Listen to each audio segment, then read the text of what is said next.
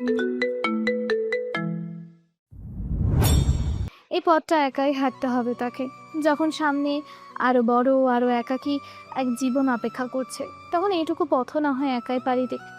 এখন থেকেই না হয় অভ্যেস করে নিক নিঃসঙ্গতার, শিখে নিক কী করে কাউকে না ভরসা করেও বেঁচে থাকা যায়।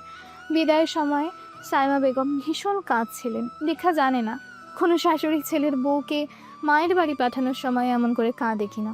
বারবার তার মাথায় হাত রেখে দোয়া করলেন, যতটা কেড়ে নিয়েছে লোকে, তার চেয়েও বেশি যেন ফিরিয়ে দেয় উপরের মালিক। তারপর কপালে গালে এমনকি হাতে ভালোবাসা ভরা একাধিক চুমু এঁকে দিলেন। দীক্ষা সেই মমতায় ভিজে রওনা দিয়েছে। এই মমতাময়ী মানুষটির সঙ্গে জীবনের যে অল্পটুকু সময় ভাগ করতে পেরেছে, সেটাই যেন বড় আশীর্বাদ। রিজিকে হয়তো বেশি দিন লেখা ছিল না, কিন্তু আফসোস নেই। এ ভালোবাসা, এই ছোঁয়া, এই আশীর্বাদ নিয়েই সে আবার শুরু করবে এক নতুন পথ চলা। ঘরটা বড্ড ফাঁকা ফাঁকা লাগছে আজ। কেবলমাত্র একটা মানুষ যে দীর্ঘ 2টি বছর এ বাড়ির সদস্য হয়েছিল, আজ সে নেই, চরম অভিমানে চলে গেছে। কবে ফিরে আসবে, আদৌ আসবে কিনা জানা নেই সাইমা বেগমের। মেয়েটির সঙ্গে রক্তের কোনো সম্পর্কও নেই তার, তবু হৃদয়ে কেন এত রক্তক্ষরণ হচ্ছে। সাইমা বেগম সোফায় ক্লান্ত ভঙ্গিতে বসে রয়েছেন। গত রাত থেকে পানি ছাড়া আর কিছুই পেটে পড়েনি তার। শর্মিলা সেজন্যই তাড়াহুড়ো করে 1 কাপ চা বানিয়ে এনে দিল। আম্মা, চা। সাইমা বেগম তা তাকিয়েই বললেন, খেতে ইচ্ছে করছে না বড় বৌমা, নিয়ে যাও। রাত থেকে তেমন কিছুই খাননি, তারপরে ছোটাছুটি করছেন। আপনি অসুস্থ হয়ে বিছানায় পড়ে গেলে। সে তো ভালো হয় বড় বৌমা, মরে গেলেই ভালো। যা হচ্ছে তার সহ্য করতে হতো না। শিশির আশেপাশেই ছিল। এগিয়ে এসে নির্লিপ্ত গলায় বললেন, হায়াত ফোরলে এমনিতে মরবে আম্মু। অযথা এখন নিজেকে অসুস্থ না বানিয়ে খাওয়া দাওয়া করে নাও। তুমি না খেয়ে থাকলে যে চলে গেছে, সে কি ফিরে আসবে?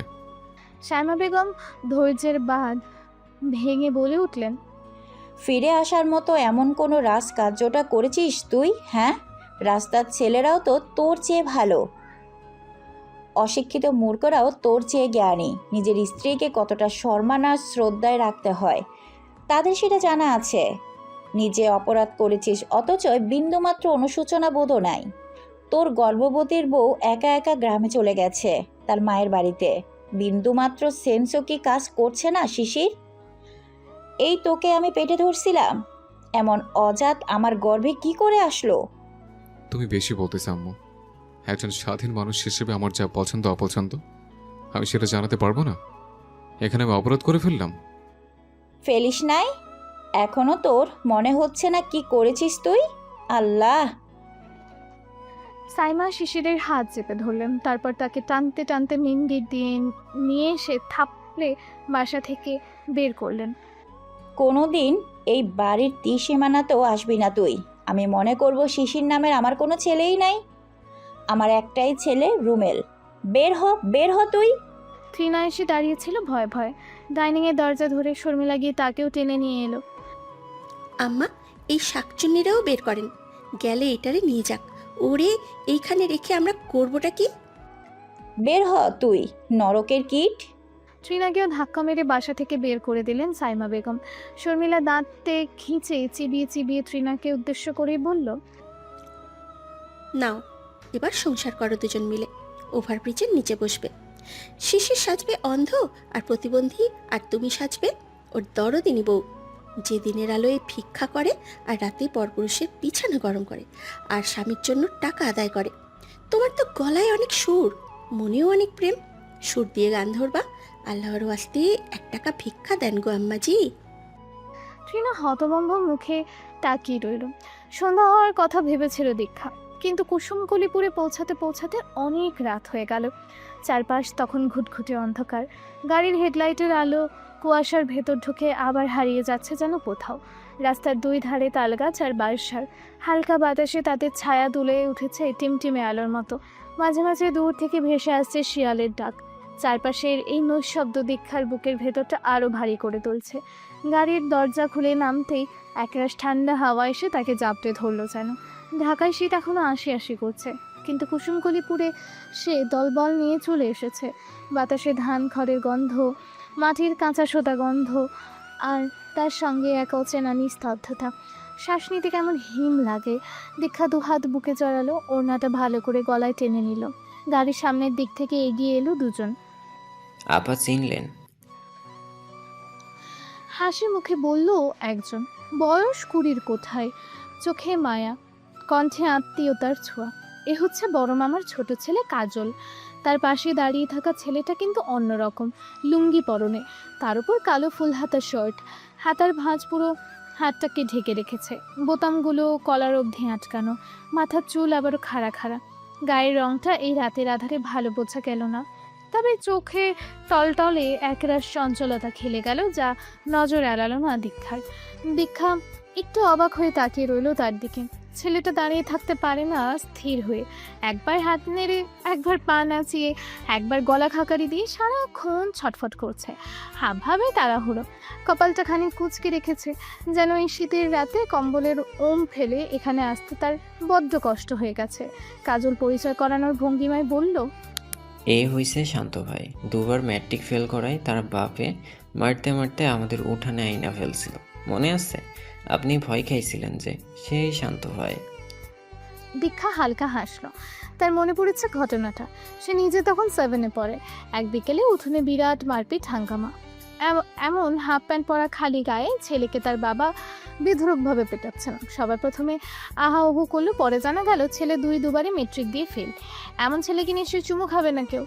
শান্ত বড্ড বিরক্ত হলো, কটমট করে কাজলের দিকে চাইলো। ইন্ট্রোডাকশন দিবি ভালো কথা, ভালো একটা কথা বলতে পারলি না, সবখানে আজের পেঁচাল, ফাউল। কাজল মিনমিনিয়ে বলল, সরি শান্ত ভাই। ইজ্জত পাংচার যা করার করছসি, এখন যাইয়া ওই বেগগুলা নামা যা। আর আপনি এই লাইটটা হাতে রাখেন, দেখা দেখা পাও ফেলেন, কাদা নাই সব শুকনা, তাও পইরা টইরা গেলে পরে আসেন। দীক্ষা নিশ্চুপে টর্চ লাইটটা হাতে নিল। ছেলেটা এগিয়ে এসে লাইট দেবার সময় কেমন একটা ঝনঝন শব্দ হলো। দীক্ষা বলল, কিসের শব্দ? কাজল বলল, আপা, শান্ত ভাইয়ের বুক পকেটে দুনিয়াদারি জিনিস থাকে সবসময়, সেইগুলোর শব্দ। শান্ত বিরক্তি ঠোঁটে আবারও বলল, আবার একটা আজেরা কথা, আমি কি মহিলা মানুষ নাকি সঙ্গে সংসার নিয়ে ঘুরমু? পকেটে কয়েন আছে, কয়েনের ঠুকাঠুকি খাইছে, তার শব্দ। এই কাজল, তোর কোনো কাজে আমার আবার ডাক দিস। সরি শান্ত ভাই, সো সরি। এই যে মুখ বন্ধ, আর একটা কথা বলবো না। আপনি একটু ব্যাগটা নেন, আমি একলা পারতেছি না। মুখে জোর, কামের বেলায় ঠন ঠন। ছাড় ব্যাগ ছাড়, আমি একলাই নিতেছি। কাজল ব্যাগ ছাড়ল। শান্ত নিচু হয়ে ব্যাগের হাত তোল ধরতে নিতেই বুক থেকে হুড়মুড় করে কয়েকটা কয়েন, একটা চিরুনি, একটা সানগ্লাস, একটা ক্রিমের পাতাও পড়ল। দীক্ষা আবারও শব্দ পেয়ে টর্চের আলো ফেললো সেগুলোর ওপর। সঙ্গে সঙ্গে সশব্দে হেসে উঠল সে। সেই সঙ্গে কাজলও। শান্তর ইচ্ছে করলো কাজলকে এই শীতের রাতে জামা কাপড় ছাড়া খেজুর গাছের সঙ্গে বেঁধে রাখতে সারা রাত।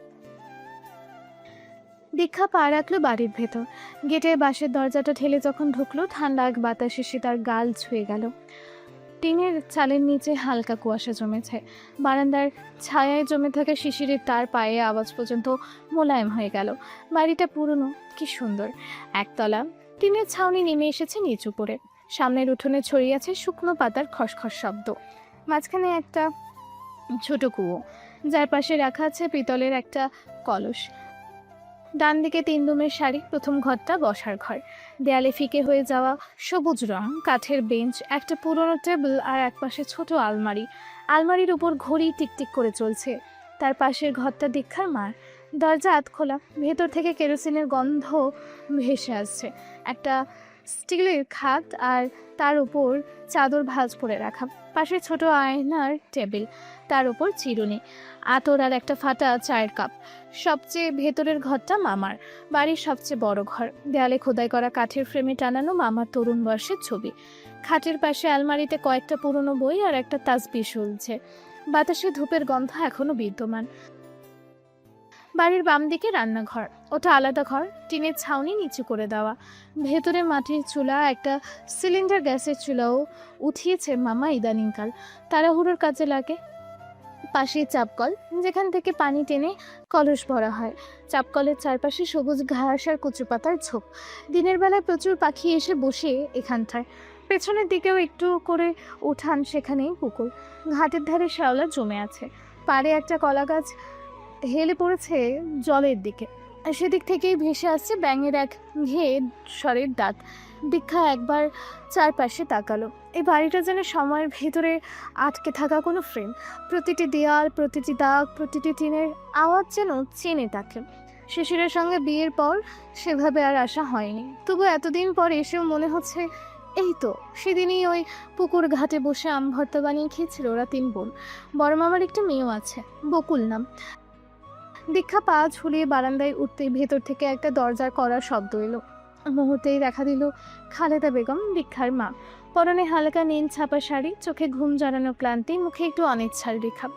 তিনি কয়েক মুহূর্ত দাঁড়িয়ে রইলেন দরজার চৌকাঠে। দীক্ষার দিকে তাকিয়ে তার চোখে প্রথমে বিস্ময় খেলল, তারপর হালকা এক দীর্ঘশ্বাস বেরিয়ে এলো। ঠিকঠাক মতো আসতে পারছিস? খালেদা বেগম দীক্ষার দিকে এগিয়ে এসে বললেন, আসার পথে কোনো সমস্যা হয় নাই তো? ঠিকঠাকভাবে আসছি, কোনো সমস্যা হয়নি। তুমি কেমন আছো মা? খালেদা বেগম বললেন, ভালো আছি। আয় ভেতরে উঠে আয়। এই ঠান্ডায় সোয়েটার পরিসনি কেন? তোমাদের এদিকে এত ঠান্ডা পড়ে গেছে, সে কি আমি জানি নাকি? শহরে তো ফুল স্পিডে ফ্যান চলে। আয়, হাত মুখ পরে ধুবি, আগে ভেতরে এসে বস। ভেতরে ঢুকে দীক্ষা চারপাশে তাকালো। ঘরের বাতাসে আছে ধূপ আর মাটির মিশ্র গন্ধ। দেয়ালের কোণে ছোট একটা টেবিলে কেরোসিন বাতি জ্বলছে। তার হলুদ আলোয় খালেদার মুখটা আরো ক্লান্ত, আরো বয়স্ক লাগছে। বড় মামা পাশের ঘর থেকে বেরিয়ে এলেন হাসি মুখে। আসলি রে মা, এত রোগা হয়ে গেছিস যে। খাওয়া দাওয়া করিস না ঠিক মতো। তিনি এসে দীক্ষার মাথায় হাত রাখলেন। দীক্ষা কিছু বলতে পারল না, ঠোঁট কাঁপলো তার, চোখে পানি চিকচিক করে উঠল। বাবার পরে এই একটা মানুষ তাদের মাথায় বটগাছের মতো ছায়া হয়ে দাঁড়িয়ে রয়েছে। আসতে কোনো অসুবিধা হয়নি তো? গরম পানি আনছে বকুল, ওই যে হাত মুখ ধুয়ে তারপর খেতে বস, রাত অনেক হলো। দীক্ষা ক্লান্ত গলায় জানালো, আমার জন্য ব্যস্ত হতে হবে না মামা, আমি ঠিক আছি। আর কিছু খাবো না, এত দূর জার্নি করে এসে গা গুলাচ্ছে। একদম খালি পেটে শুবি নাকি? সত্যি বলছি মামা, আমার কিচ্ছু খেতে ইচ্ছে করছে না। আমি একটু ঘুমাতে চাই মামা। মনে হয় কতদিন আমি ঠিকঠাক ঘুমাই না। বড় মামা কি যেন দেখলেন ওই চোখে, আর কথা বাড়ালেন না তিনি। অল্পতেই বললেন, হাত মুখ ধুয়ে একটা সিদ্ধ ডিম খেয়ে নে অন্তত, তারপর শুয়ে পড়। তিনি বেরিয়ে যেতেই দীক্ষা মায়ের দিকে তাকালো। মা কেমন যেন চিমসে গেছেন ইতিমধ্যেই। তার আসতে মায়ের এত অসুবিধা হলো। দীক্ষার হঠাৎ করে বাবার কথা খুব মনে পড়তে লাগলো। বকুল এসে দরজায় দাঁড়ালো, ওখান থেকে ক্ষীণ স্বরে ডাকলো, আপা, তোমার পানি। দীক্ষা চোখে মুখে হাসি ফুটিয়ে বলল, ভেতরে আয়। দরজায় দাঁড়ালি কেন? এদিকে আয়। বকুল পায়ে পায়ে এলো। কি ভীষণ জড়তা কাজ করছে তার মনের মাঝে। দীক্ষা অবাক হলো। এইটুকুনি দেখে গেছিল মেয়েটাকে। মামার চটপট মারতো আর চিৎকার করে কেঁদে বাড়ি মাথায় তুলতো মেয়েটা, অথচ এখন এই যেন মেয়ে নয়, এক পরিপূর্ণ নারী। মাথায় ওনার আঁচল তুলে দেওয়া, চোখে মুখে রাজ্যের লজ্জা এসে ভর করেছে। কোথাও বলেছে গলা নামিয়ে। দীক্ষা মুগ্ধ গলায় বলল, তুই দেখে অনেক পরিবর্তন হয়ে গেছিস। হ্যাঁ রে বকুল, মামা কি এখনো মারে তোকে? মারলে নিশ্চয় কেঁদে বাড়ি মাথায় তুলিস, নাকি সেটাও চেঞ্জ?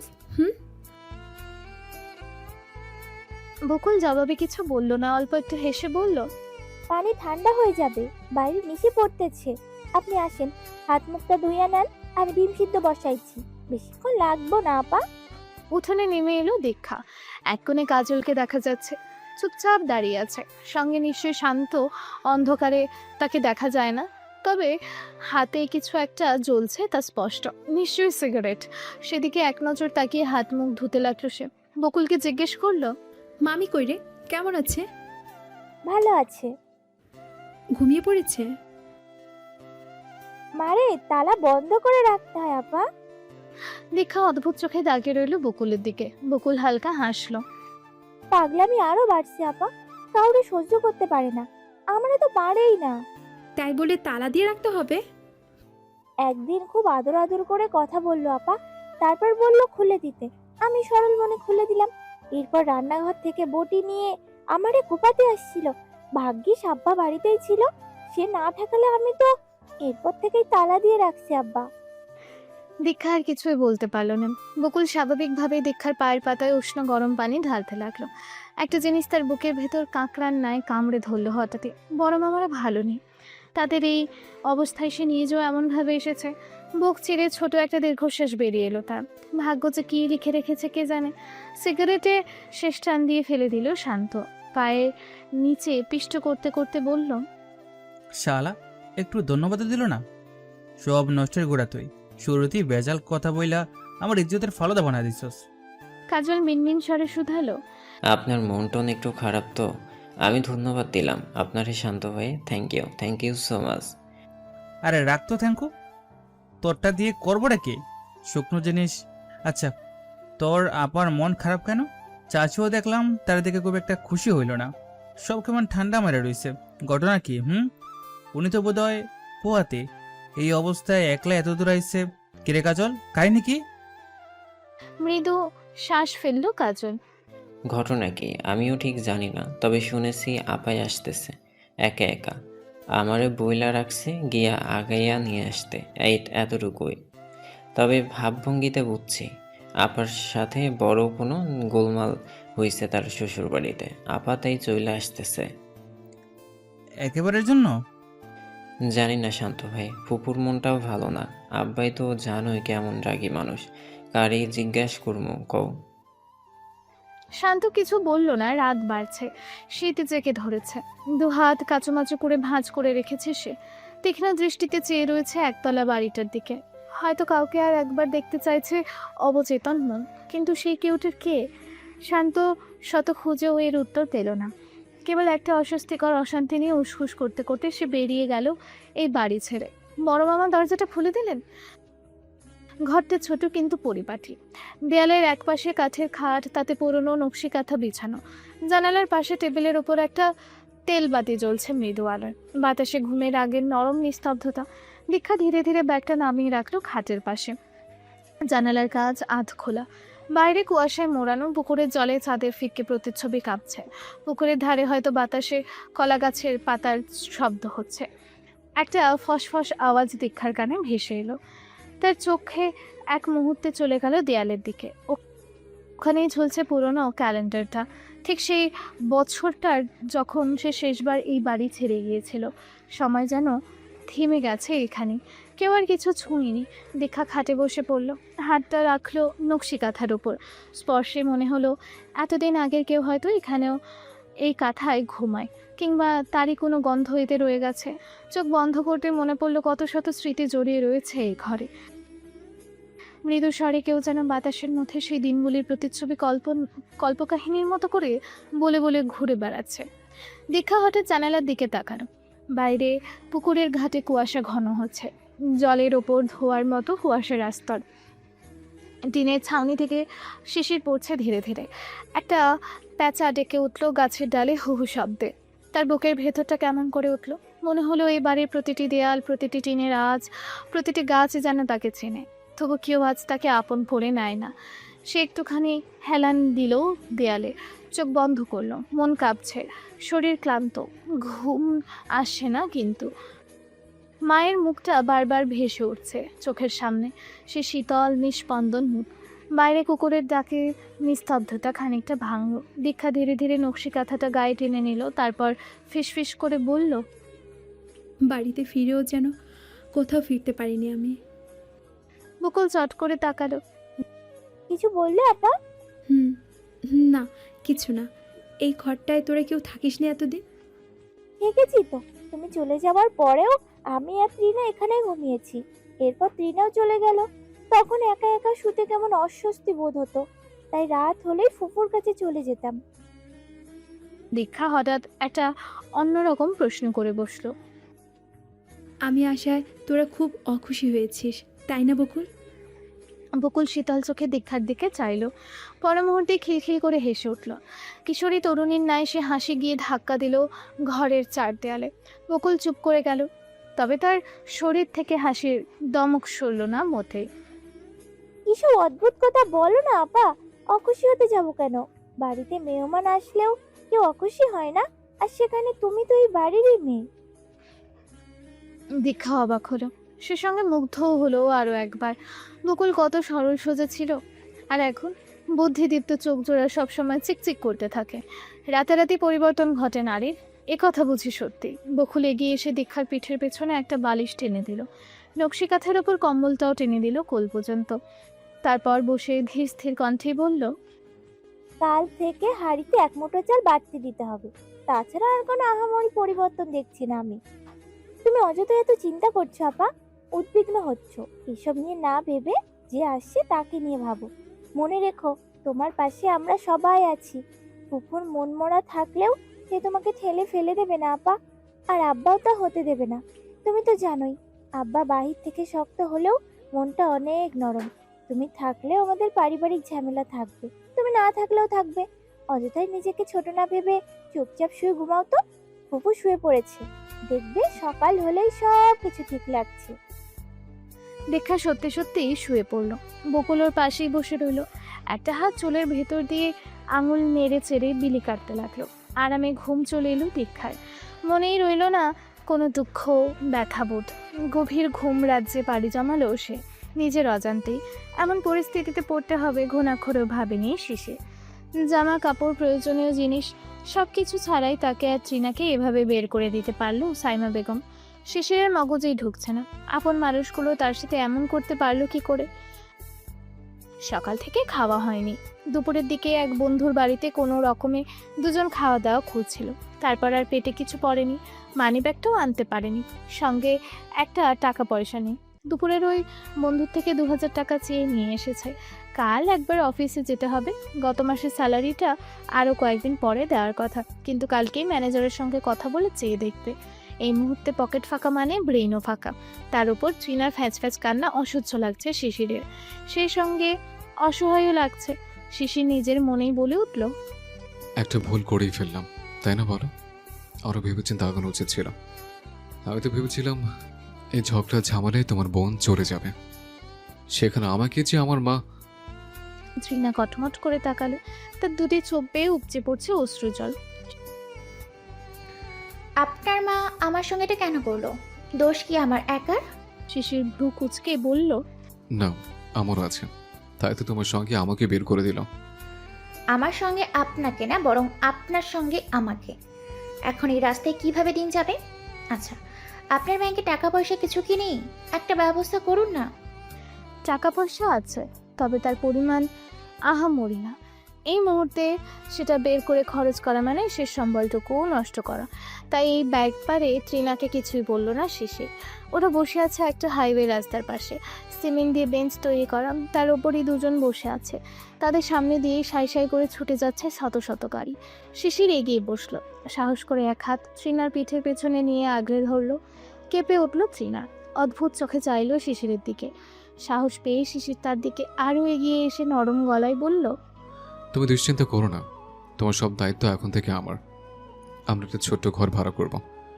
শুরুতে হয়তো খুব কষ্ট হবে, কিন্তু স্ট্রাগল না করলে কোনো কিছু অ্যাচিভ করা যায় না, তাই না? পারবে না ট্রিনা আমার সঙ্গে স্ট্রাগল পিরিয়ডটা লড়াই করতে? ট্রিনা জবাব দিল না। অসহ্য লাগছে তার, মাথা ধরেছে। একটা টাফ নীল দরকার। এই মুহূর্তে সেটা চাইতে গেলে আবার নিজেরই কয় মাইল হেঁটে যাওয়া লাগবে, সে যায় কে জানে। তার চেয়ে চুপ করে মাথা ব্যথাটাকে কমানোর চেষ্টা করলো ভালো। শিশির ট্রিনার বাহুতে শক্ত করে চাপ দিল, মুখ কানের সঙ্গে প্রায় মিশিয়ে বলল, কি হলো, জবাব দিচ্ছ না যে? পারবে না? আমরা সবাইকে ভুল প্রমাণিত করব, সবাইকে বোঝাবো আমরা আমাদের জন্য বেস্ট ডিসিশনটাই নিছি। পারবে না তুমি? বলো। শিশিরকে ঠেলে সরিয়ে দিল ট্রিনা, 2 আঙুলে কপাল ঠেকিয়ে বলল, জানি না, ভালো লাগছে না। এসব নিয়ে পরে কথা বলা যাবে। এখন এই রাতটা কোথাও থাকবো আমরা, সেটা ভাবুন। সারা রাত নিশ্চয়ই রাস্তায় খোলা আকাশের নিচে থাকা যাবে না, তাই না? শিশির জবাব দিল না। ট্রিনা সরিয়ে দেওয়াটা কেন যেন তার ভালো লাগলো না। হঠাৎ করে মনে হলো দীক্ষা কোনোদিন তাকে সরিয়ে দেয়নি। এই কথাটা কেন মনে হলো? শিশির মাথা ঝাড়া দিল, যে চ্যাপ্টার বাদ তা নিয়ে আর ভাবতে চায় না সে। অস্থির ভঙ্গিতে উঠে দাঁড়ালো, পকেট থেকে সিগারেটের প্যাকেট বের করে তাড়াহুড়ো ভঙ্গিতে ধরাতে লাগলো। বাতাসের কারণে বারবার নিভে যাচ্ছে গ্যাস লাইটের আগুন। শিশিরের চড়া মেজাজ আরও চড়েছে। এর ভেতর ট্রিনা বলে উঠল পুনরায়, কি হলো? আপনি জবাব না দিয়ে উঠে দাঁড়ালেন কেন? কোথায় যাব আমরা? এইভাবে এখানে আমি সারা রাত বসে থাকতে পারবো না। আপনি জলদি কোনো একটা ব্যবস্থা করুন। এই শুনছেন? শিশির বিরক্তির স্বরে ঝাড়ি দিয়ে উঠল। শুনেছি তো, এক কথা কয়বার বলবো? চুপ করে বসে থাকো। পারলে ব্যবস্থা করব, না পারলে নাই। ট্রিনা জবাব দিতে পারল না। অবাক চোখে শিশিরের এই নতুন রূপ হতভম্ব হয়ে দেখতে লাগলো। দীক্ষার ঘুম ভাঙলো একটু বেলা করে। শরীরটা বেশ ঝরঝরে লাগছে তার। গত রাতেও একটা চাপা ব্যথা অনুভব হচ্ছিল তলপেটে, আজ তার নেই। সে চোখ খুলেও অনেকক্ষণ শুয়ে রইল। জানালার শিক গলে সোনালি রোদের আলো এসে পড়েছে ঘরের মেঝেতে। চারকোনা আকৃতির চিত্র আঁকছে তারা। সেদিকে বেশ কিছুক্ষণ তাকিয়ে থাকতে থাকতে চোখ ভিজে উঠল অকারণেই, অজান্তেই। বিয়ের পর এই প্রথম শিশিরের মুখটা দেখা ছাড়া সকাল হয়েছে তার। যা ছাড়া মানুষের বাঁচতে বা বেঁচে থাকার কথা কল্পনা করতেও রাজ্যের কষ্ট হয়, তাই ছাড়া একদিন বেঁচে থাকতে হয় যুগের পর যুগ। কি অদ্ভুত প্রকৃতির নিয়ম। দীক্ষা উঠে পড়ল। জ্বালা ধরা চোখ নিয়ে বাইরে বেরোতেই দেখল চমৎকার সকাল। মিঠা মিঠা রোদে ভেসে যাচ্ছে চারপাশ। উঠোনের এক কোণে বড় মামা বসে রয়েছেন। এক হাতে দা, অন্য হাতে বাঁশের একটা টুকরো। গভীর মনোযোগে তাতে শান দিচ্ছেন তিনি। দীক্ষা উঠোনে নেমে দাঁড়িয়ে বলল, কি বানাচ্ছো মামা? বড় মামা তাকালেন। বর্ষা বানাই রে মা, আজকে মাছ ধরতে যাব। তোমার বর্ষায় মাছ মারা পড়ে না মামা? কতবার ধরতে গেলে? আজকে দেখিস মাছের 14 গোষ্ঠী ধরবো, এমন বর্ষা বানাচ্ছি না। মামার আগ্রহ চাপা ঝলমলে মুখ দেখে দীক্ষার মন ভালো হয়ে গেল। মামা এমন ভাব করছে যেন মাছ না ডাকাত ধরতে যাচ্ছেন। রান্নাঘর থেকে ভেসে আসছে ভাজা পেঁয়াজের গন্ধ। দীক্ষা বলল, বাকি সবাই কই? পুকুর ঘাটে গিয়ে দেখ, সবাই আছে, মাছ মারার প্রস্তুতি চলছে। একটা নিমের ডাল ভেঙে ওদিকে হাঁটতে লাগলো দীক্ষা। কতদিন পর সকালটা শুরু হয়েছে মাঠের কাছাকাছি। ভালো লাগছে দীক্ষার, খুব ভালো লাগছে। মনের ভিতর পাহাড় সমান ওজনের যে চাপটা ব্যথা দিচ্ছিল তাকে, সেটা কোথাও যেন গায়েব হয়ে গেছে।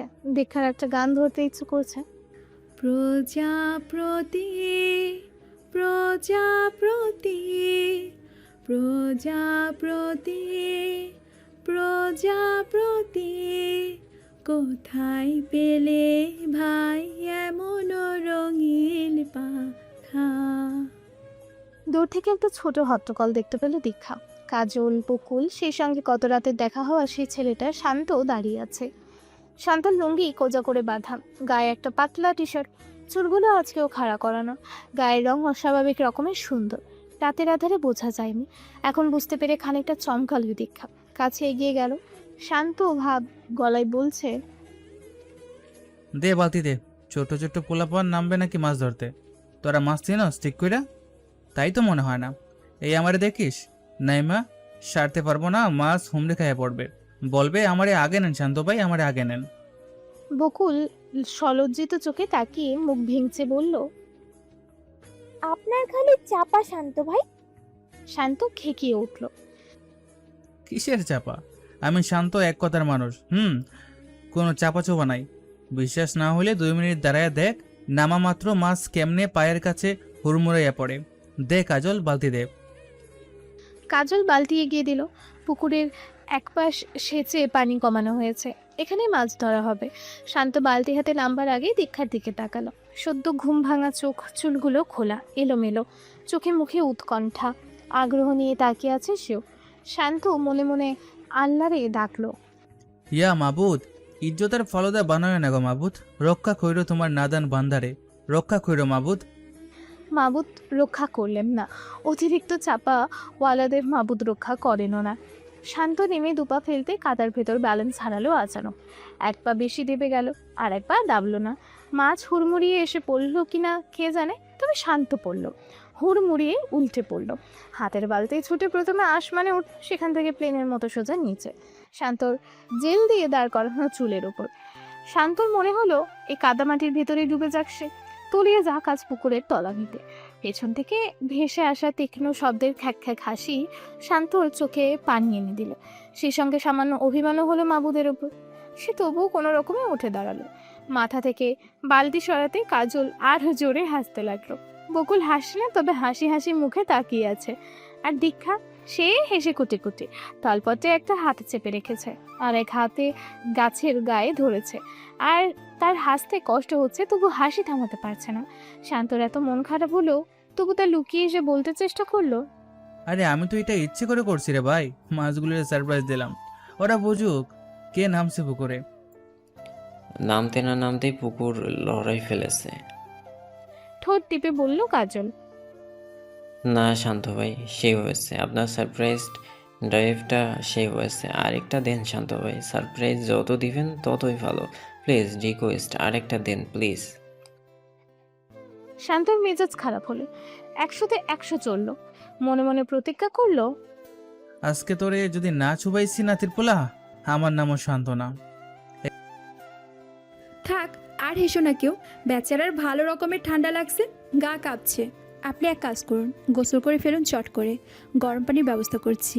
বকুল, চট করে একটু গরম পানির ব্যবস্থা হবে না? দীক্ষার কথার পৃষ্ঠে বকুল বলল, হবে আপা। ওনাকে দাও তো, আর আপনি গোসল করে নিন।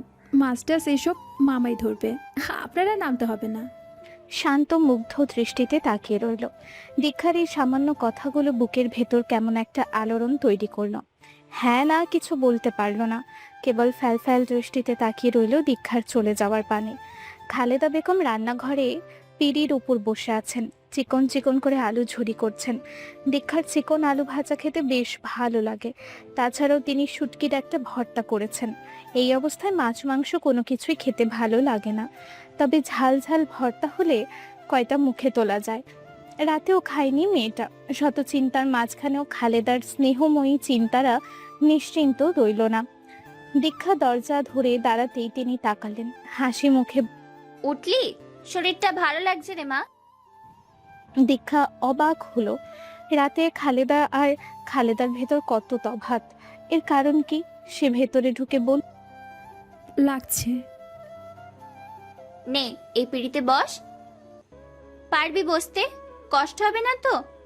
পাটি বিছিয়ে দিতে বলি? একটা নারকেলের খোল পাশ থেকে টেনে নিয়ে তার উপর বসে পড়ল দীক্ষা।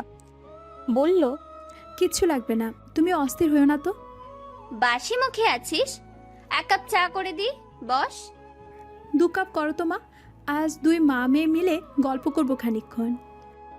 মাটির চুলা দাউ দাউ করে জ্বলছিল। খালেদা বেগম একটা লাকড়ি বের করে আনতেই আগুনের পরিমাণ কমে গেল। তিনি মৃদু হেসে বললেন, হ্যাঁ আমি কি গল্প করব তোর সাথে? বকুল আসুক, ওর সাথে কর। গরম পানি কই যেন গেল মেয়েটা। দীক্ষা এগিয়ে মায়ের কাছাকাছি বসলো। তোমার গল্প করতে হবে না মা, আমি বলবো, তুমি শুনবে।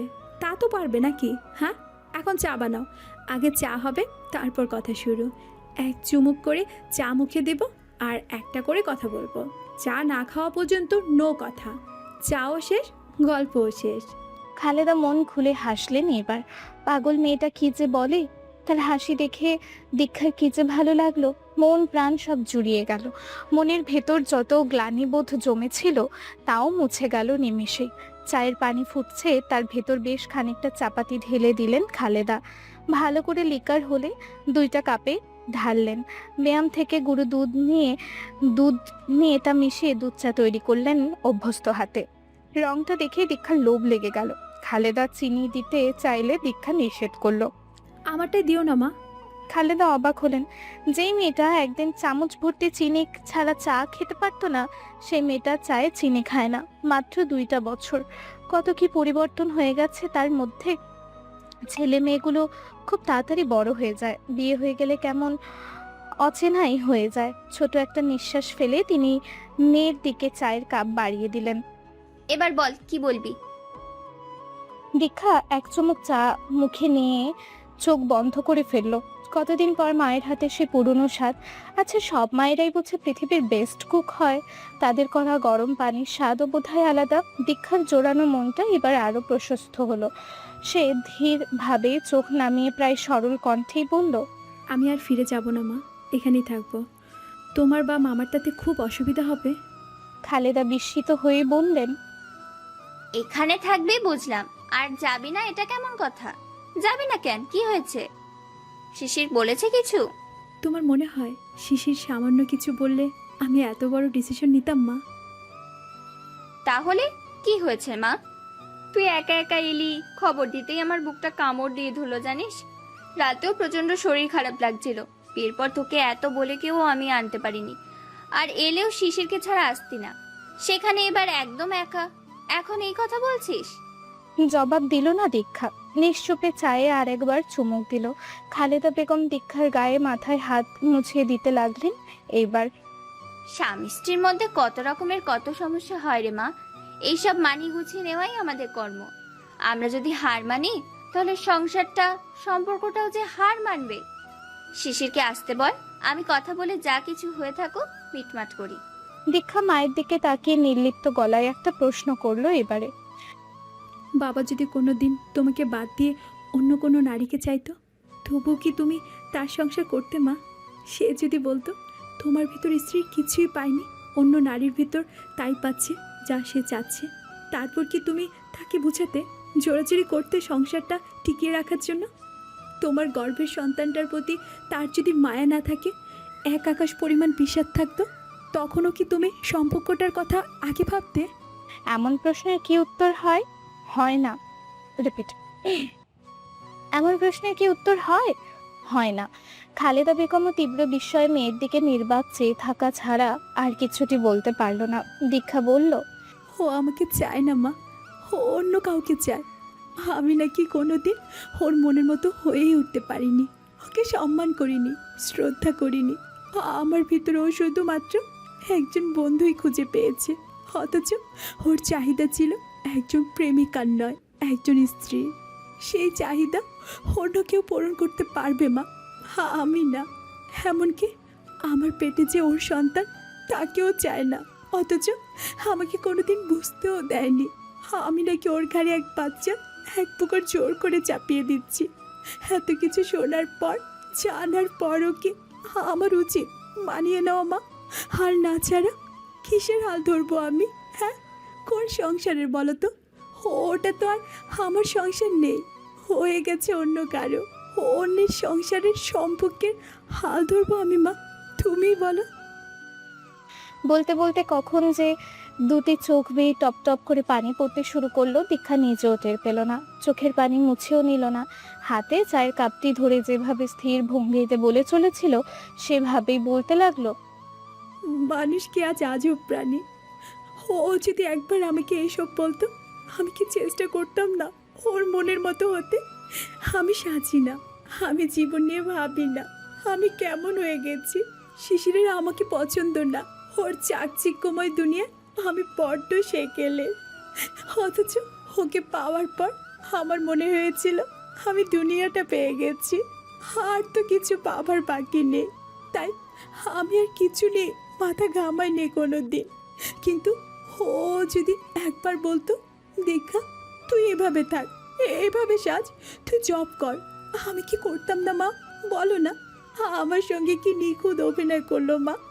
অথচ আমার জন্য মুখে ভালোবাসা রেখে মনে বিষ পুষলো দিনের পর দিন। আমার বিশ্বাস ভাঙলো, আমার স্বপ্ন, আশা, এমনকি জীবনে বেঁচে থাকার ইচ্ছাটাও ধ্বংস করে দিল। এই যে পেটে যে আছে, তার জন্যই এখনো বোধহয় শ্বাস নিচ্ছি মা। নইলে সত্যি বলছি, তুমি তোমার দীক্ষাকে আর পেতে না গো মা, কোথাও পেতে না। শিশির তোমার মেয়ের ভেতর শরীরটা পাল্টিয়েছে মা, রুহটাকে ঘেরে নিয়ে গেছে। আমার বুকের ভেতর চাপ হয়, দম বন্ধ হয়ে আসে, কষ্ট হয় মা। হঠাৎ হঠাৎ বুকটাকে কেউ ছিঁড়ে ফালা ফালা করে, এমন অনুভূতি হয় মা। উপর দিয়ে আমি হাসি, চুপচাপ থাকি, কিন্তু ভেতর দিয়ে আমার কলিজাটা জবাই করা প্রাণীর মতো তর পায় মা। এরপরও আমি মানিয়ে নিব তার সঙ্গে? বলো না মা। মা, যার কথার আঘাত আমার রুহকে ঝাঁঝরা করলো, তার সঙ্গে কি করে মানিয়ে নেব মা? উত্তর দাও তুমি আমাকে মা। দীক্ষা কাঁদছে, পাগলের মতো হাউমাউ করে কাঁদছে। যে কান্না এতগুলো সময় ধরে বুকের ভেতর চেপে রেখেছিল, সে কান্নাগুলি বৃষ্টির মতো ঝরে পড়ছে এতক্ষণে। মায়ের মমতার আঁচল পেয়ে খালেদা মেয়েকে জড়িয়ে নিলেন। স্তব্ধ হয়ে গেছেন তিনি। নিজের চোখ বেয়েও কখন যে পানি চলে এসেছে টের পেলেন না, বরং কাপা কাপা গলায় জানতে চাইলেন, তোর এত বড় সর্বনাশ কোন আজাদ করলো রে মা? তার নাম বল, আমি ওর মায়ের কাছে গিয়ে জিজ্ঞেস করব, মেয়েকে এমন অমানুষ বানাইলো কিভাবে? দীক্ষা কাঁদতে কাঁদতে বলল, দাও না উত্তর, তাইলে নিজেরে জিগাও রে মা, নিজেরে জিজ্ঞাসা করো তোমার ছোট মেয়েটারে তুমি কি খেয়ে জন্ম দিছিলা, কিভাবে এমন অমানুষ বানাইলা। ওর হৃদয় কি একটু দয়া মায়া হইল না? বোনের সব কিছু কেড়ে নিতে নিতে শেষমেশ তার স্বামী সংসারটাকেও কেড়ে নিল। জিজ্ঞেস করো নিজেরে মা, জিজ্ঞেস করো। খালেদা বেগমের মনে হলো তিনি কঠিন ভয়াবহ কোনো দুঃস্বপ্ন দেখছেন। এই দুঃস্বপ্নের শুরু হলেও শেষ কোথায় জানা নেই। দীক্ষা কার কথা বলছে? তৃণা? তৃণাই তো, তার ছোট মেয়ে, তার আদরের ছোট মেয়ে। বড় মেয়ের সাজানো গোছানো সংসারটাকে ভেঙে গুড়িয়ে দেওয়ার পেছনে তবে ছোট মেয়ে দায়ী? হে পরওয়ারদিগার, এ কোন অথৈ সাগরে ফেললেন আপনি? খালেদা বেগমের শরীর টলছে, চোখের সামনে সব অন্ধকার। তিনি হারিয়ে যাচ্ছেন অতল গহ্বরে। বুকের ভেতর কাঁপতে থাকা দীক্ষার ছোট শরীরটার অস্তিত্ব তিনি এই মুহূর্তে অনুভব করতে পারছেন না আর।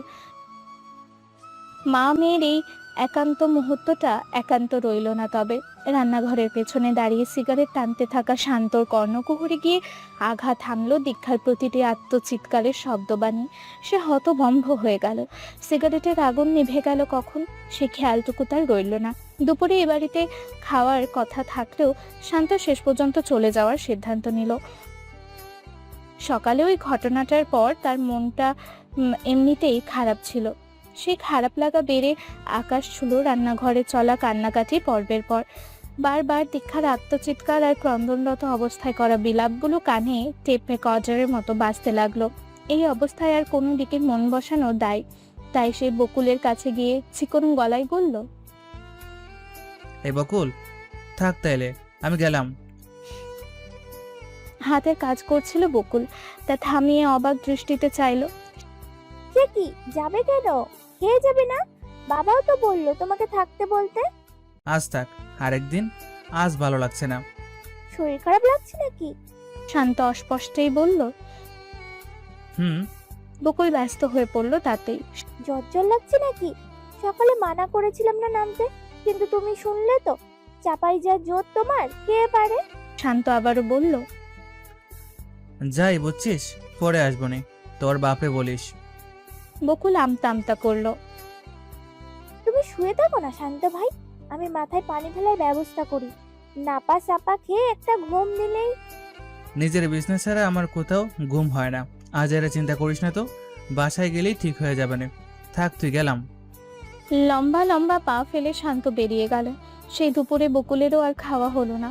বাবার বড়শিতে কখনো কিছু ধরা পড়ে না, অথচ আজ বিশাল সাইজের শোল মাছ ধরা পড়ল।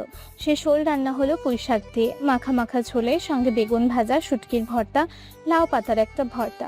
রান্নাবান্নার সময় শান্ত বেশ চঞ্চল ছিল। শোলপুয়ের তরকারি দিয়ে এক থালা ভাত খাবে এই ঘোষণা বার কয়েক দিলে, অথচ শেষ পর্যন্ত মানুষটি গেল খালি মুখে। এই অন্তর্দহনে বকুলও ভাতের পাতে পানি ঢেলে উঠে পড়ল। ছোট খোপড়ির মতো একটা ঘর, 6 তলা বিল্ডিং এর উপরে ছাদের ভেতর। এক সাইডে 3টি ঘর করে আলাদাভাবে ভাড়া দিয়েছে বাড়িওয়ালা। সেখানে সবচেয়ে ছোট রুমটাই উঠল শিশির আর তৃণা। অফিস থেকে অল্প কিছু বেতন উঠানো গেছে, বাকিটা বেতনের নির্দিষ্ট সময়ে দেবে। সারা রাত বাস স্ট্যান্ডে বসে কাটিয়ে দিয়ে তৃণার শরীর শেষ, পুরোপুরি বিধ্বস্ত অবস্থা। এক রাতের ধকলেই চোখের নিচে কালি পড়ে গেছে, চোখ মুখ দেবে গেছে, গলার হাড় বেরিয়ে শুকনো লাগছে, ঠিকমতো কথাও বলতে পারছে না সে। গায়ে জ্বর চলে এসেছে, কিছুক্ষণ সেন্সে থাকে তো কিছুক্ষণ ঘোরের ভেতর। এই বাসাও খুঁজে ঠিক করলো শিশির একাই। ওঠার সময় তৃণা 3বারে থেমে থেমে উঠল। হাঁটুর জায়গা থেকে খুলে আসবে বোধহয়।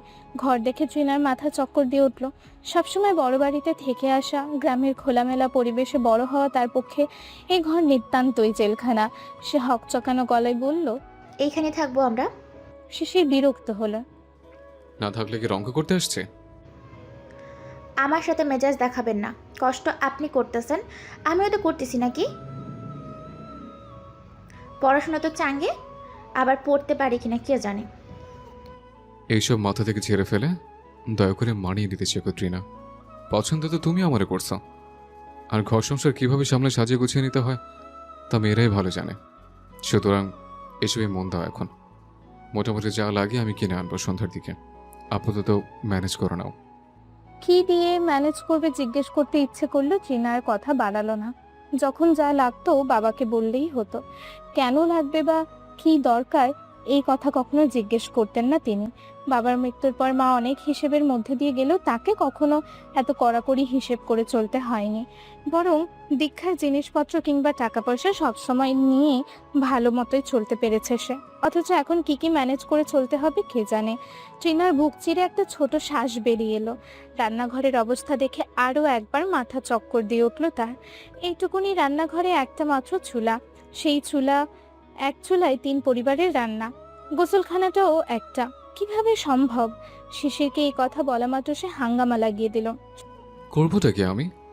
একদিনের নোটিশে রাজমহল খুঁজে বের করবো? হ্যাঁ, তোমার বাপ বসে আছে তো ভাড়া দেওয়ার জন্য। যে পেয়েছে আপাতত উঠেছে, রাস্তায় থাকার চাইতে তো ভালো একটা মাস কষ্ট করে ম্যানেজ করে নাও, এরপর দেখে শুনে একটা ভালোবাসা নেবো তো বললাম। ট্রিনা মিনমিনে স্বরে বলল, সবাই জিজ্ঞেস করছিল আপনি আমার কি হন। কি বলেছ? কিছু বলিনি। বলনি কেন? বলবে আমি তোমার হাজব্যান্ড, নইলে তো আরেক যন্ত্রণা। উফ, এই সামান্য সেন্সটা তোমার হয় না ট্রিনা? ট্রিনা ক্ষণকাল চুপ থেকে ভোতা কণ্ঠেই বলল, না, হয় না। বিয়ে তো করেননি, জামাই বলবো কোন সাহসে? আগে বিয়েটা হোক, তারপর না হয়। শিশিরের ইচ্ছে করলো ঠাস করে একটা চর বসে ট্রিনার গাল বরাবর। এরকম তো ছিল না মেয়েটা, কি আদরের মিষ্টি ছিল, কথা বলতে না যেন নেশা ধরাতো। হঠাৎ করে এমন হলো কেন? খেতে বসে বাঁধলো আর এক বিপত্তি।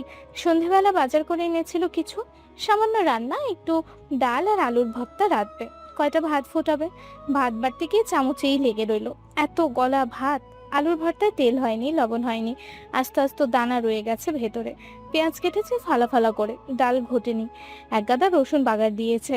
শিশির কিছু মুখে দিতে পারলো না, ডাক করে ডালের বাটি উল্টে ফেলে শুয়ে পড়লো। ট্রিনাও খেলো না কিছু, শিশিরের পাশ দিয়ে গিয়ে চুপচাপ গুটিয়ে শুয়ে কাঁদতে লাগলো কেবল। জীবনে এক গ্লাস পানি ঢেলে না খাওয়া মেয়ে হঠাৎ সংসার সামলাবে কি করে? এই সামান্য ব্যাপারটা একবারও ভাবলো না শিশির। শিশিরের প্রতি অভিমানে ট্রিনার বুক ভারী হয়ে এলো। রাত গভীর, টিনের চালের ওপর টুকটুক করে শিশির ফোঁটা পড়ছে। একটা ঘুম পাড়ানি সুরের মতো শোনাচ্ছে, আবার কেমন যেন হাহাকারও মিশে আছে তাতে। ঘরটায় ম্লান একটা বাতি জ্বলছে। দীক্ষা বিছানার কিনারায় চুপচাপ বসে আছে, হাঁটুর ওপর মাথা ঠেকিয়ে রেখেছে। চোখ দুটো শুকনো, কিন্তু ভেতরে অস্থিরতার ঝড় বয়ে চলেছে। এই সময় দরজার সামনে ছায়া পড়ে। খালেদা বেগম ধীরে ধীরে ঘরের ভেতর ঢুকলেন। হাতে একটা স্টিলের থালা তার, তাতে গরম ভাত, টমেটোর ভর্তা দিয়ে মাখা। চমৎকার ঘ্রাণে বোঝা গেল তিনি নিজের হাতে যত্ন করে বানিয়েছেন। তিনি বিছানার পাশে এসে বসে নরম গলায় বললেন, এইভাবে না খেয়ে দিয়ে বসে থাকলে কি সব ঠিক হয়ে যাবে রে মা? দুঃখ সব কমে যাবে, বাস্তবতা দুঃস্বপ্ন হয়ে উঠবে। দীক্ষা তবু মুখ তুলল না। খালেদা বেগম দীর্ঘ শ্বাস ফেললেন। আমার এক মেয়ে আমি হারাইছি, আরেকটা হারাইতে চাই না। এভাবে না খেয়ে মনমরা হয়ে থাকাটা তোর জন্য ক্ষতিকর রে মা। তার কণ্ঠ খানিকটা কেঁপে উঠল। তোকে ছাড়া আমার আর কেউ আছে? তুই না খাইলে কার মুখে আমি ভাত তুলবো বল? দীক্ষা ঠোঁট চেপে রেখেছে, কোনো উত্তর নেই। খালেদা আবারও বললেন, তোর শাশুড়ি ফোন দিছিল, তুই নাকি ফোন বন্ধ করে রাখছিস। তোর চিন্তায় সেও আত্মরা। আর খালেদা উসখুস করছেন। কথাটা দীক্ষাকে জানাবেন কি জানাবেন না ঠিক বুঝে উঠতে পারছেন না, কিন্তু বলাটাই বোধহয় সমীচীন হবে। জানতে পারলে মনের ভার খানিকটা কি কমবে না? তাই বললেন, জানালো সে নাকি শিশিরকে আর ওই জানোয়ারটাকে তাড়াই দিছে বাসা থেকে। টিনার নাম্বারে ফোন দিয়েছিলাম আমি, ফোন সাথে করে নিতে পারে নাই, ঘরেই ফেলে গেছে। ওরে পাইলে আমি নিজের হাতে জুতা পিটা করব। তুই আমার এই কথাটা মিলিয়ে নিস। দীক্ষা এবার ধীর স্থিরভাবে চোখ তুলে তাকালো, ভাঙা গলায় বলল, ওদের সামনে আমার ব্যাপারে কখনো কিছু বলো না তোমা। যা হয় হোক, কখনো আমি ওদের নাম শুনতে চাই না। আর তোমার ছোট মেয়েকে আমার কারণে তুমি কেন জুতাপিটা করবে? আমি চাই না আমার জন্য তোমাদের মা মেয়ের সম্পর্ক ভাঙুক। আমি তো ওর মতো কেড়ে নিতে শিখিনি। তার চেয়ে একটা কথা শুনে রাখো, ও যেদিন এখানে আসবে আমি চলে যাব। খালেদা বিস্ময় প্রকাশ করে বললেন, তুই কোথায় যাবি? খবরদার এসব পাগলামি কথাবার্তা বলবি না। তুই এখানেই থাকবি, এই বাড়িতে। আমার একটাই মেয়ে, আজ থেকে এমন অসভ্য বেয়াদব জানোয়ার আমার মেয়ে হওয়া লাগবে না। দীক্ষা উত্তর দিল না, শূন্য দৃষ্টিতে তাকিয়ে রইল কেবল। এসব বাদ দে এখন। খালেদা বেগম থালা এগিয়ে ধরে বললেন, কণ্ঠে কঠোরতা আর স্নেহ মিলেমিশে রয়েছে। তোর কষ্ট আমি বুঝি, কিন্তু না খেয়ে বসে থাকলে কষ্ট কমবে নাকি বাড়বে? তিনি থালা থেকে এক লোকমা ভাত তুলে নিলেন, টমেটো ভর্তার লালচে দাগ ভোরের আভার মতো। মুখ খোল মা, হাঁ কর। ভাতের সাথে জেদ ধরতে নাই। ভাতের উপর রাগ রাখা তুই নিজের ক্ষতি করছিস, সেই সঙ্গে তারও কষ্ট দিচ্ছিস, যার কিনা তুই ছাড়া কেউ নাই। হাঁ কর দীক্ষা, খেয়ে নে। দীক্ষা একটু ইতস্তত করলো, খালেদা বেগমের হাতের কোমল চাপ তাকে বাধ্য করে মুখ খুলতে। প্রথম মুঠোটা মুখে তুলতেই ভাতের উষ্ণতা, টমেটোর হালকা টক মিষ্টি স্বাদ হঠাৎ করেই বুকের মধ্যে জমে থাকা ভাতটা ঢিল করে দিল। খালেদা বেগম চুপচাপ তার মাথায় আর এক হাত বুলিয়ে দেন। টিনের টুপটাপ শব্দের সাথে মিশে যায় মায়ের মতো সেই স্পর্শ। এভাবে দুজনে কথার ফাঁকে ফাঁকে নীরবতা আর দীর্ঘশ্বাসের মধ্যে ক্লান্ত অস্থির রাতটাকে একটু সহজ করে নেয়। কুয়াশা নামছে চারিদিক ঘিরে। উঠোনের এক পাশে ঝোলানো টিমটিমে হলদে বাতিটা জ্বলছে, তার আলোয় দেখা যায় শান্ত বসে আছে দাওয়ার ধারে। হাতে ধরা সিগারেটটা প্রায় আধা অবধি পুড়ে গেছে, কিন্তু সে টানছে না, শুধু ফুপিয়ে ফুপিয়ে ধোয়া উঠছে। খালি গায়ের ওপর একটা পুরনো গামছা এলোপাথারি চাপানো। শীত যেন তাকে ছুঁতেও পারছে না, বা সে শীতকে পাত্তাই দিচ্ছে না, এমন ভাবভঙ্গি তার কপালের ভাঁজে স্পষ্ট। মেজাজ বিগড়ে আছে, তাও উপর দিয়ে দেখলে বোঝা যায় মনের ভিতর খুব কড়া হিসেব নিকেশ চলছে। কিছু একটা প্রশ্নের জবাব খুঁজে পাওয়ার জন্য মরিয়া হয়ে উঠেছে সে, কিন্তু সেটার কোঠা বরাবরই শূন্য হচ্ছে বিধায় মনটা বিষে উঠেছে তার। এমন সময় ভেতর থেকে তার ছোট বোন নন্দিনী ডাকতে ডাকতে বাইরে বেরিয়ে এলো। দাদা ভাই, খাইবা না? ভাত বাড়ছে। শান্ত গম্ভীর মুখে বলল, আমার খাওয়া লাগলে আমি খাইয়ে নেব না, তুই যা। মায়ে ডাকতাছে, তোমারে নিয়ে যাইতে বলছে। তাইলে আয়, কোলে কইরা নিয়ে যায়, খুলে তুল। সঙ্গে সঙ্গে নন্দিনীর চোখে চিকচিক করে উঠল। তুমি সব সময় আমার সাথে এমন কইরা কথা বলো কেন দাদা ভাই? শান্ত বিরক্তির মাত্রা বাড়তেই লাগলো। আর তোরে একটা কিছু কইলে কাইন্দা কাইটা বাসাস কি জন্য? চোখ না কুয়া, পানি ভরতে ভরতে উপচে পড়ে। নন্দিনী জবাব দিল না, ভেতরে দৌড়ে ঢুকে গেল। তারপর পরই দাওয়ার সিঁড়িতে ছায়া পড়ে। ভেতর থেকে বেরিয়ে এসব শান্তর বাবা ইমদাদ তালুকদার। উঁচা গলা, গম্ভীর মুখ, কড়া স্বভাবের মানুষ। শান্ত, দুপুরেও নাকি খাইলা নাই, আইসা শুয়ে পড়লা, এখনো খাইতেছো না? বইনে ডাকতে আসছে, তার সাথে এরকম ব্যবহার করলা, সমস্যা কি তোমার? শান্ত কাচুমাচু হয়ে দাঁড়িয়ে পড়লো তৎক্ষণাৎ।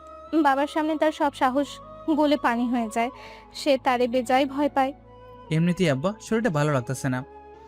এই শীতের মধ্যে এমনি সংসারে যা বৈশা আছো কেন? তাইলে যাও, ঘরে যাও, যা খাইতে ভাল লাগে তোমার মারে কও, বানাই দিব। আমার মেয়ের লগে মেজাজ দেখাইলে তো শরীর ভালো হইব না, তাই না? শান্ত কোনো কথা বলল না, মাথাটা যথেষ্ট নিচুতে নামালো। একমাত্র এই মানুষটাই পারে শান্তর সব তেজ, সব অহংবোধ, দিমাগকে এক লহমায় চুরমার করে দিতে। দুনিয়া সবার সামনে সে ঠোঁট কাটা বেয়াদব শান্ত হলেও বাবার সামনে তার মুখ দিয়ে আওয়াজ বের হতেও ভুলে যায়। ইমদাদ তালুকদার পুনরায় গম্ভীর স্বরে বললেন, খামখেয়ালিপনা তোমার মায়ের সাথে দেখাইবা, আমার সাথে না, তোমার বইনের সাথেও না। নন্দিনীর বিয়া ঠিক হইছে, 2 দিন পর মায়েরা এই বাড়ির মেহমান হয়ে যাইব। তারে কথায় কথায় এমন কান্দানো কি ঠিক? তুমি বলো, ঠিক? শান্ত দায়সারাভাবে মাথা ঝাঁকালো, যার অর্থ হ্যাঁ আবার না, দুটোই হতে পারে। তার বিরক্তিই লাগছে, তবে সেটা যথাসম্ভব অপ্রকাশিত রাখার চেষ্টা করছে। যবে থেকে নন্দিনীর বিয়ে ঠিক হয়েছে তবে থেকে ইমদাদ তালুকদার মেয়ের প্রতি অতি আহ্লাদীপনা দেখাতে শুরু করেছেন। অথচ এর আগে মেয়ে ছেলে দুটোই তার কাছে দরকারি, তবে অপ্রয়োজনীয় ধরনেরই ছিল। আল্লাহ মুখ দিছে কথা বলার জন্য, প্রশ্ন উত্তর সবটাই মুখ দিয়ে দিতে হয়। শরীর এদিক ওদিক ঝাঁকিয়ে একটা উত্তর দেওয়া কোনো উত্তরের মধ্যে পড়ে না। শান্তর মনে হলো গায়েব হওয়ার একটা জাদু জানা থাকলে বেশ হতো। এই মুহূর্তে এই ভদ্রলোকের সামনে থেকে গায়েব হওয়া যেত। অযথা এ কত কথা টানছেন। সে পুনরায় বিড়বিড় করে আওড়ায়, হিয়া মাবুদ, আমার রক্ষা করো প্লিজ, মনটা বেজার অস্থির। তুমি তো জানো মাবুদ, বুঝতেছো সব কিছু, আমার বাপটারও বোঝাও। মাহমুদ এবারে শুনলেন, হয়তো বান্দার অভিমান ভাঙতেই কিংবা শান্তর মন সত্যিকার অর্থে কতটা খারাপ তা বুঝতে পেরে ঘরের ভেতর থেকে বেরিয়ে এলেন শান্তর দাদি। চোখে চশমা, হাতে কাঠের লাঠি, কিন্তু মুখ ভরা হাসি। তিনি বেরিয়ে এসে ইমদাদ তালুকদারকে ধমকে বলে উঠলেন, পোলারে এত জ্ঞান দিতেছস, ওদিকে নিজে ভাত রাইখা উঠাইছস। ভাতটি অভিশাপ দেয় না? ইমদাদ তালুকদার এবার শান্তর দিকে তাকালেন, তারপর বিনা জবাবে ভিতরে চলে গেলে দাদি শান্তর পাশে গিয়ে বসলেন। কি রে, একটু নাক সিটকে বললেন। প্রেমে পড়ছস নাকি? শান্ত ভ্রুকুচকে তাকালো। আচ্ছা, এটা কথা করো না তো দাদি, এমনি মন মেজাজ ভালো লাগতেছে না। ঠোঁটের হাসি দীর্ঘ করে বললেন তিনি। আহারে আমার রাজপুত, প্রেমে পড়লে এমনই করে মানুষ, ছটফট করে, খাইতে পারে না, ঘুম হয় না, মন অস্থির, চোখ জোড়াও কেমন লাল লাল। তিনি শান্তর মাথায় আলতো চাপড় দিলেন। কে রে সেই লাডলি, যার লাগি তোর এ অবস্থা? শান্তর অবাক হয়ে খেয়াল করলো সে রাগ দেখাতে চাইছে অথচ দেখাতে পারছে না, কারণ তার রাগ হচ্ছে না, বরং দাদির এইসব আজাইরা কথা শুনতেও আজ তার ভালো লাগছে, বড্ড ভালো লাগছে। বুকের ভেতর যে অস্থিরতা বোধ ছিল তা সাময়িক হলেও কমতে শুরু করেছে, এমনকি গায়ে হালকা হালকা শীতের অনুভূতিও হচ্ছে। দাদি হঠাৎ খিলখিলিয়ে হেসে উঠেই বললেন, বয়স হয়েছে তো, এই বয়সে পেটের ক্ষুধা থাকে না, থাকে শুধু প্রেমের ক্ষুধা। না রে ভাই। উঠোনের ওপার থেকে হাওয়া আসে, কাঁঠাল পাতার আওয়াজ, দূরের কুকুরের ডাক আর দাদির হাসি তামাশার মধ্যে রাতটা যেন একটু স্নিগ্ধই হয়ে ওঠে। দাদি উঠে দাঁড়িয়ে ভেতরে যেতে যেতে বললেন, চল ভেতরে আয়, আমি নিজে হাতে ভাত মাখাইয়া দিমু। না খাইলে তো শৈলে বল পাবি না, বল না পাইলে প্রেমও টিকবে না, বুঝলি? প্রেম করতে দুনিয়ার শক্তি লাগে। আয় উঠা আয়। শান্ত লজ্জায় অস্থিরতায় আর একটু হাসির ছোঁয়ায় মাথা নেড়ে দাদির পিছু নেয় ভেতরের দিকে। বিশাল বড় ক্যাফেটেরিয়ার এক কোণে বসে আছে শিশির, মাথাটা বড্ড ধরে আছে তার, রাতে খাওয়া হয়নি, ফ্লোরে ঘুমিয়ে সারা শরীর ব্যথা করছে, সেই সঙ্গে ঠান্ডাও লেগেছে বুকে, খুক খুক করে কাশি আসছে একটু পরপরই। পরনে জামা কাপড় দুমড়ানো মুচড়ানো, দেখে মনে হচ্ছে এই অফিসে আসতে তাকে ৭ সাগর ১৩ নদী পার করতে হয়েছে। হাবিব এগিয়ে এসে তার সামনের চেয়ারটা দখল করে বললেন, শিশির ভাই, আপনার এই অবস্থা কেন? দুই চোখ লাল, কিছু খাইছেন নাকি? শিশিরের মেজাজ গরম হলেও সে ভদ্রভাবেই উত্তরে বলল, না ভাই, শরীরটা ভালো লাগছে না, জ্বর আসবে মনে হয়। তাইলে ছুটি নিয়ে নেন, এমনি তো আপনার তো ছুটির দরকার আছে এখন। বলেই মুখ টিপে হাবিব হাসতে লাগলো। শিশির ভ্রু কুচকেই বলল, কেন? আমার ছুটি দরকার হবে কেন? হাবিব চোখে দুষ্টু ইঙ্গিত করে বলল, আপনি নাকি নতুন বিয়ে করেছেন শুনলাম, বউকে নিয়ে আলাদা উঠেছেন, এই সময় তো ছুটির দরকারই, তাই না? বিয়ের এই প্রথম সময় তো যত খুশি তত ... শিশিরের কান ঝাঝা করে উঠল, মাথার ভেতরটা চক্কর দিল। হাবিবের চোখে মুখে কুটিলতা ফুটে উঠেছে, সে এখনো হেসেই চলেছে যেন কত মজার একটা কথা বলছে সে। শিশির নিজেকে সামলে বরফ শীতল কণ্ঠেই বলল, আপনি সব কি বলছেন হাবিব ভাই? হাবিব ভাই হাসি চেপে চোখ গোল গোল করেই বলে উঠল, নাটক করেন না মিয়া, সবাই সব জানে। আপনি যে এক রাত রাস্তায় আসিলেন নয়া ভাবিরে নিয়া তাও জানে, অফিসে যে মিলি সেই তো সব ছড়াইছে। কিন্তু একটা ব্যাপার বুঝতে পারলাম না শিশির ভাই, আপনি তো ভাবির সাথে ভালোই ছিলেন, তাহলে এই দ্বিতীয় বিয়ের কারণ কি? হাবিবের কাছে এগিয়ে এসে গলা নিচু করে ফিসফিস স্বরে ফের বলে উঠল, বাচ্চাটাও তো পেটে আইছিল, তারপরও তারে ছেড়ে দিলেন? নতুন ভাবিরে ভুলে প্রেগনেন্ট করছেন নাকি? তাই কট খাইছেন? শিশিরের ইচ্ছে করলো গায়ের সবটুকু শক্তি দিয়ে একটা থাপ্পড় কষিয়ে মারে হাবিবের গালে, কিন্তু তার সেই ইচ্ছা পূরণের আগেই ওহি ভাই এগিয়ে এলেন চপল পায়ে, তারা দিয়ে বললেন, Shishir, come to my room right now. কি হয়েছে ওই ভাই? শিশির থতমত খেয়ে উঠে দাঁড়ালো। ওহি বললেন, জাস্ট কাম, ইটস আর্জেন্ট। ওহি ওদের চেয়ে সিনিয়র পজিশনে রয়েছে এই অফিসে বিগত 10 বছর ধরে। তার আন্ডারে থাকা জুনিয়র কর্মীদের ব্যাপারে সবকিছু দেখাশোনা, তাদের সুযোগ সুবিধা অসুবিধা, টার্গেট ফিক্স করা কিংবা সেল বাড়ানো, এইসব ব্যাপারগুলো দেখাই তার মূল দায়িত্ব। তার জন্য আলাদা একটা কেবিন বরাদ্দ করে দেওয়া হয়েছে। কেবিনটা ছোট হলেও পরিপাটি এবং গোছানো, প্রয়োজনে ব্যতীত একটি কাগজও পড়ে নেই এদিক সেদিক। শব্দহীন এসির শীতল বাতাসে কেবিনটি হিম ঘরের ন্যায় ঠান্ডা হয়ে থাকে সব সময়। সে শীতলতায় ঢুকলে যে কারো প্রাণ জুড়িয়ে যায়, কিন্তু আজ শিশিরের প্রাণ না জুড়িয়ে আরও অস্থির হলো। কি কারণে ডেকেছেন ওহি ভাই? আর হাবিব যে মিলের কথা বলল, মিলে কিভাবে জানলো তার পারিবারিক ব্যাপার? সেই কথা আবার অফিসে ছড়িয়ে দিল কোন সাহসে? নানাবিধ চিন্তায় মাথার ভেতরটা চক্কর কাটছে থেকে থেকে। এত দুশ্চিন্তা নিয়ে স্থিরভাবে থাকা যায় না। শিশিরও পারছে না। সে প্রায় অস্থির কণ্ঠে বলে উঠল, কি হচ্ছে ওহি ভাই, ডাকলেন যে? ওহি টেবিলের ওপর কি একটা কাগজ খুঁজতে খুঁজতে জবাবে বললেন, এত অস্থির হচ্ছ কেন? বসো আগে। না ভাই, বলেন আপনি। টেনশনে হাওয়া টাইট হচ্ছে। কেন এত টেনশন কিসের? কোনো অঘটন ঘটিয়েছ নাকি? শিশির শুকনো হাসলো। আমি আবার কি অঘটন ঘটাবো ওহি ভাই? কিছু বলেন না। ওহি মৃদু হাসলেন। অস্বীকার করলেই তো আর মিথ্যা হয়ে যাবে না শিশির। তোমার ভাই গতকাল অফিসে এসেছিল তোমাকে খুঁজতে।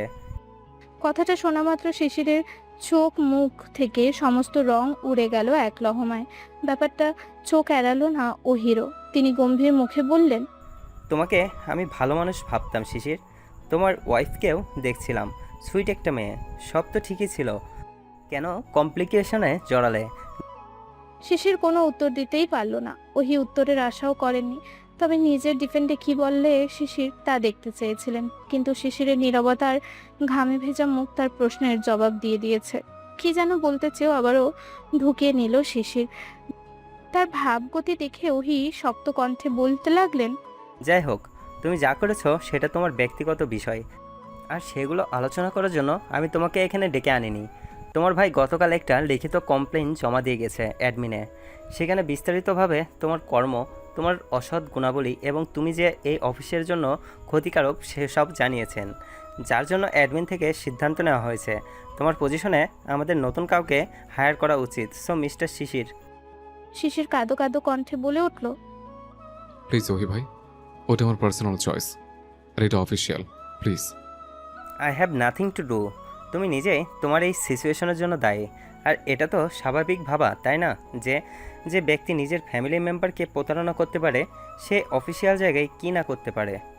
শিশির আকুতি করেই জানালো, আমি 3 বছর ধরে এখানে আছি, কখনো নেগেটিভ কিছু করেছি বলেন?